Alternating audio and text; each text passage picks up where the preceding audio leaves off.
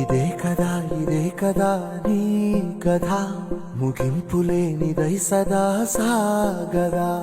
ఇదే కదా నీ కథ ముగింపులేనిదై సదా సాగదా. నీ కంటి రెప్పలంచున మనస్సు నిండి పొంగిన ఓ నీటి బిందువే కదా నువ్వెతుకుతున్న సంపద. ఒక్కొక్క జ్ఞాపకానికి 100 ఏళ్ల ఆయువుందిగా. ఎన్ని ముందు వేచనో అవన్నీ